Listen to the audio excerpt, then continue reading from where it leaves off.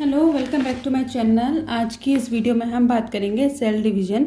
ये class 10th की book है आईसीएसई बोर्ड बायोलॉजी की, एंड इसमें हम सेल डिवीज़न आज स्टार्ट करने वाले हैं। इस बुक में सेल डिवीज़न आज मैं बहुत इजी तरीके से आप लोगों को समझाने वाली हूँ। इसमें हम माइटोसिस कवर करेंगे इस वीडियो में, एंड अगर आपको कोई कन्फ्यूजन हो तो आप मुझे कमेंट सेक्शन में लिख के बता सकते हैं। So let's start the video. तो सबसे पहले अगर हम बात करें सेल डिवीज़न में दो तरीके के डिविजन्स होते हैं। One is mitosis and another one is a meiosis. तो माइटोसिस में क्या होता है? Cell division leading to a production of diploid cells for growth and development. इसमें सेल का डिवीज़न होता है, लेकिन फॉर ग्रोथ के लिए होता है एंड डेवलपमेंट के लिए होता है।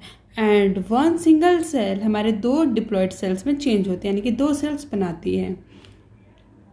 And next is meiosis. Meiosis में cell division leading to production of haploid cells और गैमेट्स। में सेल का जो डिवीजन होता है वो प्रोड्यूस करता है हमारा गैमेट सेल्स को, यानी कि स्पर्म और एग सेल्स को।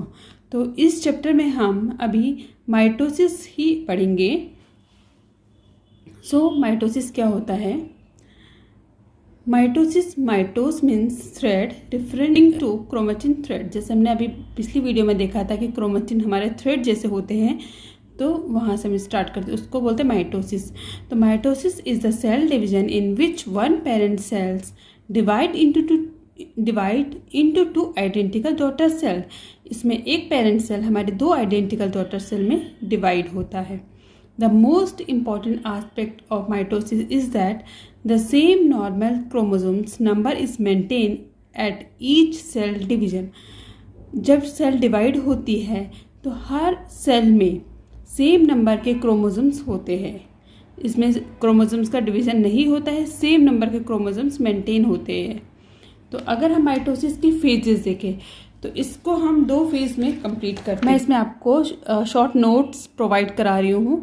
अगर आप चाहें तो इसको अपनी कॉपी में लिख सकते हैं, इससे आपको एग्ज़ाम्स में पढ़ने में इजी हो जाएगी। सो इस तरीके से हम लिखेंगे।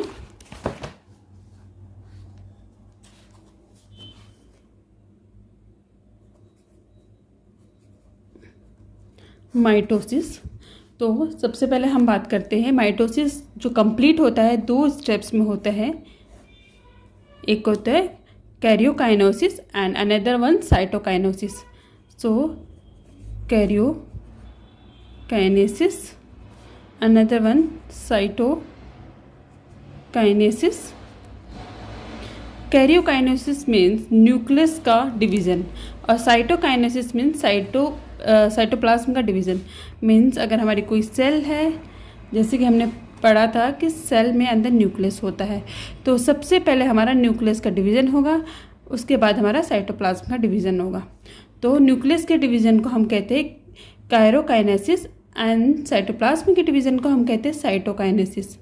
तो अब हमारा जो कैरियोकाइनेसिस है इसके भी 4 फेजेस होते हैं। सबसे पहले प्रोफेज, एनाफेज, मेटाफेज, ये आपको याद करना पड़ेगा इन फेजेस के नाम, एंड टेलोफेज, ये फेज होते हैं। ओके, तो ये बहुत शॉर्ट में मैं आपको बता रही हूँ, बट आप अगर इतना भी एग्जाम में लिखोगे तो आपको 100% आपको अच्छे नंबर मिल जाएंगे। ये याद करने का बहुत इजी तरीका है। तो अब हम इनको 1 बाय 1 करके पढ़ेंगे। तो सबसे पहले हम बात करते हैं प्रोफेज के।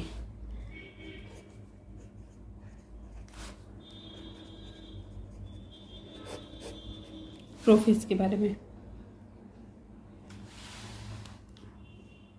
ये मैंने ऑलरेडी डायग्राम बना के रखे हुए हैं। ये एनिमल सेल है, एंड प्रोफेज के बारे में हम बात करने वाले हैं। तो सबसे पहले अगर हम देखें, इंटरफेज होता है। इंटरफेज मीन्स इसमें रेस्टिंग पीरियड होता है, सेल अभी डिवाइड नहीं हुई है। तो इसमें हमारा ये सेल है, इसके अंदर ये न्यूक्लियस है, ये क्रोमेटिन थ्रेड है, एंड ये न्यूक्लियस है, यहाँ पे सेंट्रोसोम्स है। ओके, ये सेल हमारे रेस्टिंग फेज में है, अभी इसमें कोई डिवीज़न स्टार्ट नहीं हुआ है। अब नेक्स्ट हम बात करते हैं प्रोफेज, जो हमारी फर्स्ट स्टेप होती है उसमें। सो इसमें जो क्रोमोसोम्स होते हैं बिकम शॉर्ट, वो शॉर्ट हो जाते हैं, and thick and clearly visible inside the nucleus. Okay, जो हमारे क्रोमोसोम्स होते हैं वो बहुत शॉर्ट हो जाते हैं, थिक हो जाते हैं एंड ईजिली से विजिबल हो जाते हैं हमारे न्यूक्लियस के अंदर अगर हम माइक्रोस्कोप से देखें तो। The two sister chromatid remain attached to each other at a small region is called centromere. Two sister chromosomes centromere के थ्रू attached होती है, okay? And the centrosomes split into two along with the simultaneously duplication of centroles. ये हमारा जो centrosomes होते हैं जो हमने बताया था ना, ये टूट जाता है और डिवाइड हो जाता है हमारे 2 सेंट्रोल्स में, ओके।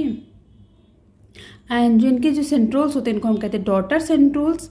ये एक दूसरे से दूर होने शुरू हो जाते हैं एंड अपोजिट पोल में चले जाते हैं, ओके।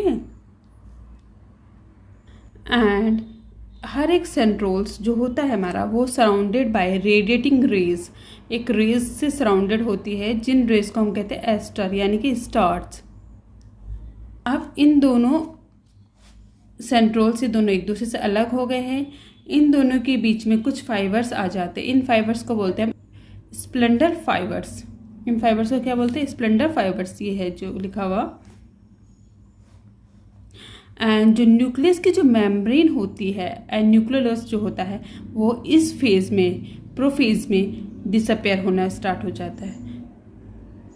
एंड जो डुप्लीकेटेड क्रोमोसोम्स होते हैं, जैसे 2 डुप्लीकेटेड क्रोमोसोम्स होते हैं, वो start moving towards the equator of the sales.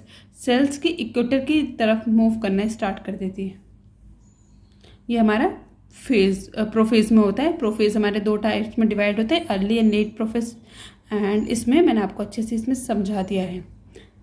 Now next to the metaphase. अब हमारे जो डुप्लीकेटेड क्रोमोसोम्स होते हैं ये वो अरेंज हो जाते हैं इक्विलेटरल प्लेन में, एक ऐसे प्लेन में अरेंज हो जाते हैं।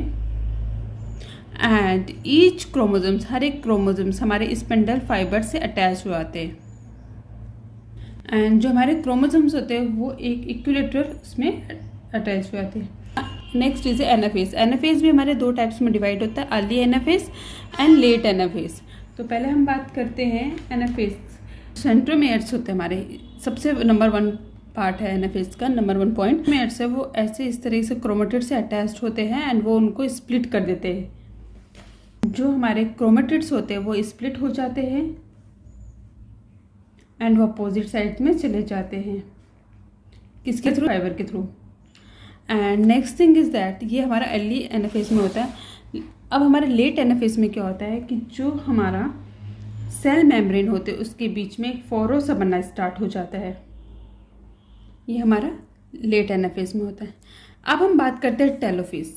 टेलोफेज में क्या होता है कि जो 2 सेट्स होते हैं हमारे डॉटर क्रोमोसोम्स के वो एक दूसरे से अपोजिट पोल में चले जाते हैं। स्प्लेंडर फाइबर हमारे डिसअपेयर हो जाते हैं, कुछ भी नहीं दिखता है।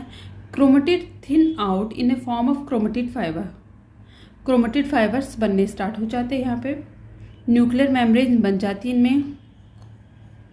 एंड जो फोरो है, क्लेवेज है, वो और डीप हो जाता है, ये बनना स्टार्ट हो जाता है, ये बन जाता है। And they form the 2 daughter cells. इस तरीके से फॉर्म करते हैं। 2 डॉटर सेल्स जो होती है हमारी, ये होता है हमारा साइटोकाइनेसिस एंड यहाँ तक हमारा था काइरोकाइनेसिस। तो यहाँ तक हमारा न्यूक्लियस का डिवीज़न हुआ, यहाँ पे हमारा साइटोप्लाज्म का डिवीज़न हुआ। तो ये हमारा माइटोसिस सेल का जो डिस्क्रिप्शन था यहीं पे ख़त्म होता है।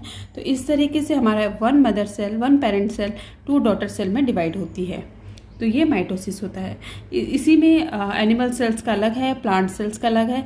मैंने इसमें आपको एनिमल सेल का बताया है, प्लांट सेल्स का भी ऑलमोस्ट सेम ही होता है, इसमें ज़्यादा डिफरेंस नहीं होता है।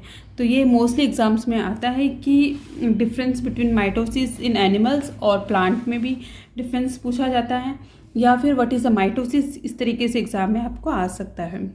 आप कुछ इंपॉर्टेंट पॉइंट्स थे जो इसमें रिमेंबर वाली बात थी, जो याद करने वाली बात है, जैसे कि साइटोकाइनेसिस क्या होती है या काइरोकाइनेसिस क्या होती है या इन फेज में क्या क्या डिफरेंस है। तो बहुत छोटे छोटे डिफरेंस हैं। आई होप कि ये वीडियो आपको समझ में आई होगी।